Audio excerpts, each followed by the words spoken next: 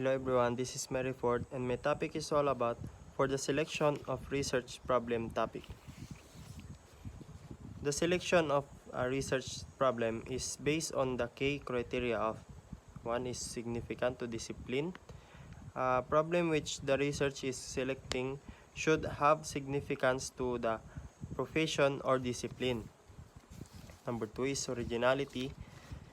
Every research should be new and unique in itself. 3 is feasibility. Feasibility is an essential consideration of any research project. Research should be feasible in terms of time, availability of subjects, facilities, equipment, and money and ethical consideration. 4 is administrative support.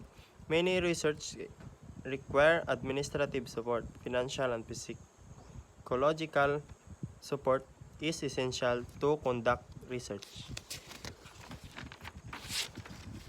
5 is peer support. Many research ideas have failed because the research did not receive any peer support. 6 is availability of subjects. Sometimes the potential subjects may not meet the study criteria or may be unwilling to participate in the study or may be already participating in other studies. Therefore, the unavailability of the subject should be well ensured in advance. 7 is research competency.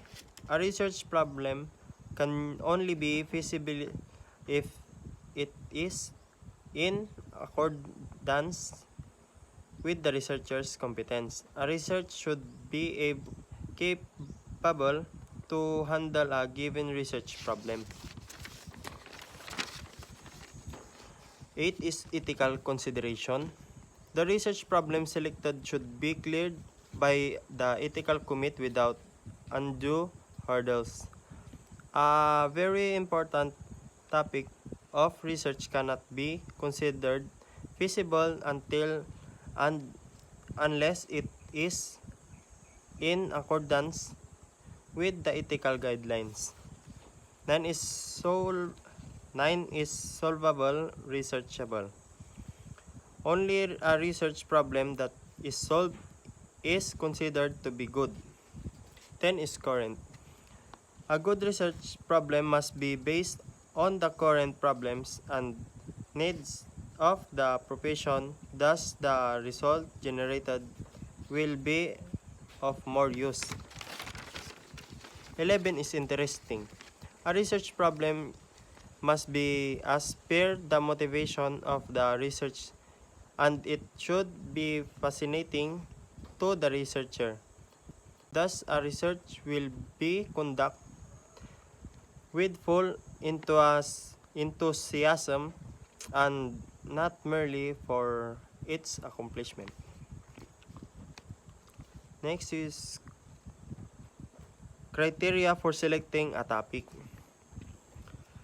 The topic you choose should be priority problem. Question to be asked include: how large or widespread is the problem? Who is affected? How served is the problem? Avoidance of duplication. Investigate whether the topic has been already researched. Feasibility. Consider the complexity of the problem and the resources you will require to carry out the study. Political acceptability. It is advisable to research a topic that has the interest and support the authorities. Applicability of possible research and recommendations. Urgency of data needed. Ethical acceptability, religious issues, racial conflicts, caste problem.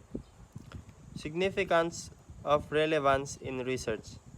Relevancy is the factor in research that help you and the reader in developing confidence about the findings and outcome of the investigation.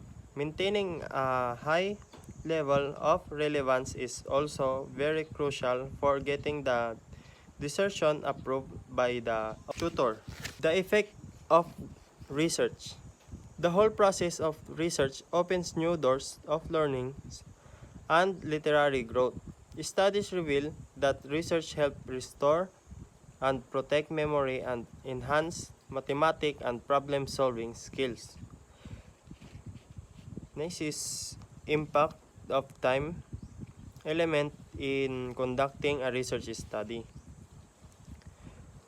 Time as an element allows a researcher to see the growth and developing or breakage and decay over time.